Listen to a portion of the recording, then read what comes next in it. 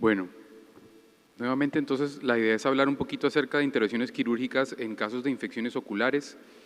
Todos sabemos pues que ya hay mucha claridad en la literatura científica en relación al abordaje de diferentes patologías, existen diferentes protocolos instaurados por evidencia científica muy importante en el cual sabemos que existe una forma de tratamiento en relación a las infecciones micóticas o a las infecciones bacterianas, y esto lo que busca no es alterar estos protocolos ya establecidos por todos nosotros, sino también saber, bueno, ¿y qué hacemos o qué opciones adicionales tenemos a lo estandarizado? Entonces, el uso de adhesivos tisulares, todos escuchamos el uso del cianocrilato al momento de perforaciones oculares asociadas usualmente a infecciones estériles.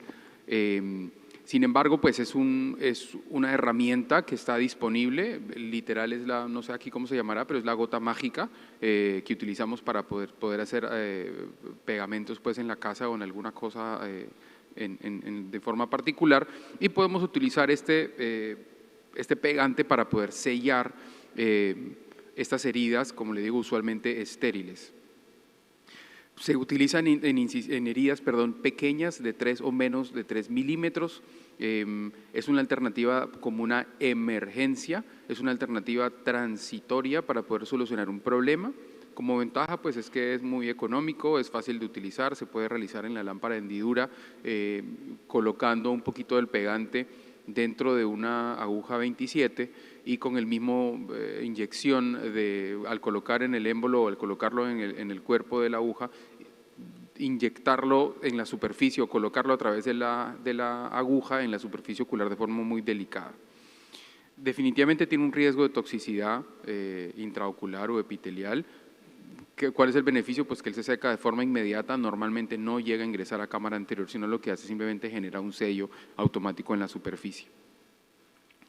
El colgajo conjuntival es una herramienta que algunas veces, debido a la disponibilidad de medicamentos fortificados y antibióticos comercialmente disponibles, no miramos como de pronto se miraba hace varios años como una opción no inicial, pero sí de manejo temprano de una infección ocular.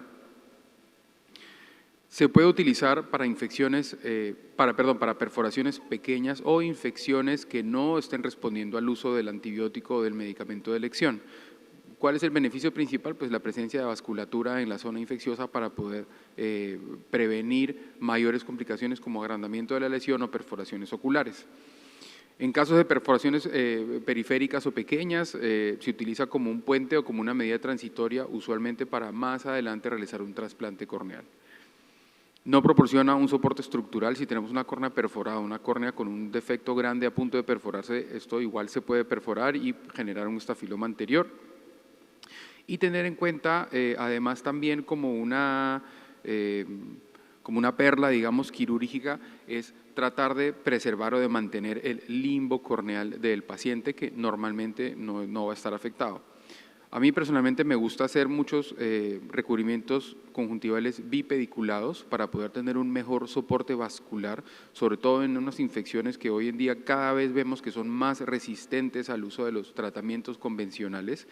Vamos aquí, se hace una marcación en la periferia para saber el tamaño del recubrimiento que uno quiere medir, y lo que se deben hacer es se genera una correa o una banda superior, como les decía, respetando el limbo para no generar una falla limbal, y de hecho a mí no me interesa tener células limbares en el colgajo, simplemente me interesa tener esa vascularización, y lo que se hace es tratar de generar o de bajar esa banda conjuntival con un poquito de tenor, no mucha, para que no sea tan fácil de que las toxinas pues, de las bacterias me vayan a perforar. Y bueno, y lo que se hace o lo que se realiza es simplemente una conjuntivalización de la córnea. Como les decía, es súper importante si queremos más adelante presentar o tener una rehabilitación mejor ocular, que viene a ser con un trasplante de córnea, tenemos que cuidar mucho ese limbo periférico para que no existan conjuntivalizaciones o daños pues, de células limbares, por lo que siempre sugerimos preservar el limbo, a diferencia de un pterigio en el que uno sí quiere trasplantar células limbares. El uso de la membrana amniótica se puede utilizar como un parche transitorio también o como un scaffold donde va a aparecer una nueva superficie ocular, usualmente en lesiones o infecciones de pronto no tan profundas, sino mucho más epiteliales que no estén respondiendo tampoco al tratamiento.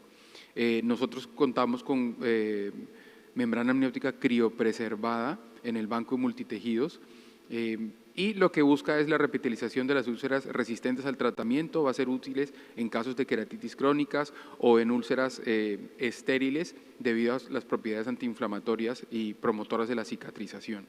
Como ventajas, pues tiene estas mismas propiedades antimicrobianas, antiinflamatorias y promueven la regeneración tisular por la cantidad de células madre que tiene en su contenido. Y las limitaciones, pues definitivamente viene a ser el costo, la disponibilidad y definitivamente el efecto temporal, en el que sabemos que dura poco tiempo en la superficie ocular. Bueno, sobre la membrana amniótica, pues ya todos conocemos las características como tal de la membrana. Algo nuevo que venimos haciendo es el uso del PAC crosslinking, que es una tecnología similar a la del crosslinking, en la cual contamos ya con un tratamiento, digamos, a la diferencia entre el crosslinking convencional y el PAC crosslinking viene a ser que es una terapia con un equipo mucho más portátil, tanto así que el aparato lo podemos utilizar en la lámpara hendidura. Segundo, lo que busca es a diferencia del crosslinking, que es un entrecruzamiento o un reforzamiento del entrecruzamiento del colágeno corneal, lo que buscamos es la generación de ciertas reacciones asociadas al oxígeno para poder matar los patógenos. Tiene un efecto antibiótico, y digamos que son específicamente para estas circunstancias en las cuales no tengamos respuesta puntual a los medicamentos.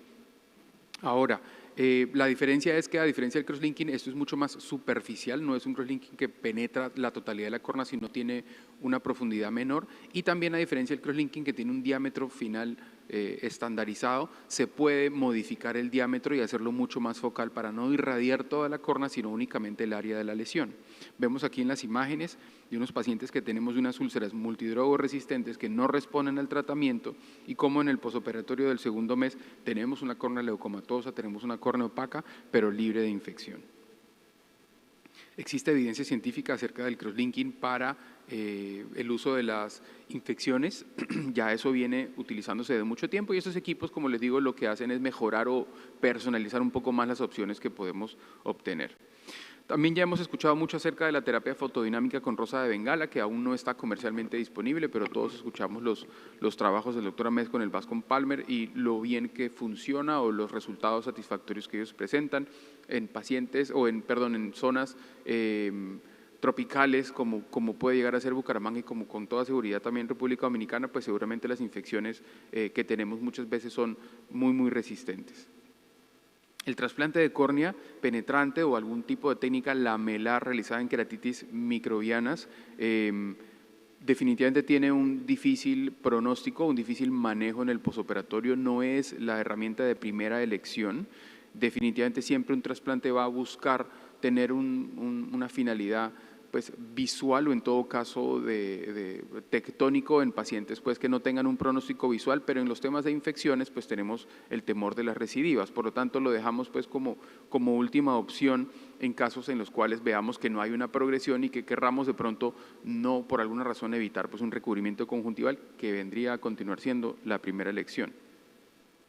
Tenemos aquí un paciente con un defecto en córnea, digamos, paracentral periférico, en lo cual vamos a realizar lo que llamamos un parche tapón. El parche tapón viene a ser un parche que se coloca de un mayor tamaño que del orificio que se hace, y se trata de hacer ese orificio de forma angulada, ¿correcto? Para que el parche se coloque sobre la superficie. Vemos cómo hicimos la trepanación. Esa es una córnea tectónica, hicimos la trepanación en la parte periférica del botón. No trepanamos en el centro con el objetivo de tratar de mantener como la misma anatomía corneal.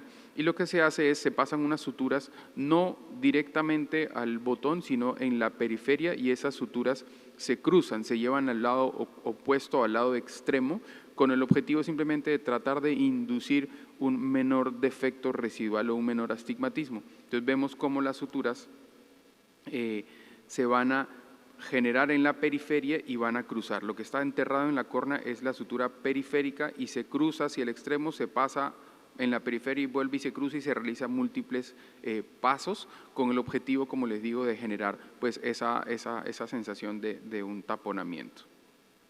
Este es un paciente con una úlcera corneal, como vemos, una infección generalizada en toda la córnea, en el cual ya se le hizo un recubrimiento conjuntival, ya tiene un recubrimiento que la misma infección, digamos que absorbió, por lo que procedimos a realizar un trasplante de córnea. Era un paciente de edad joven, por lo tanto decidimos pues no repetir el recubrimiento, sino hacer un nuevo trasplante.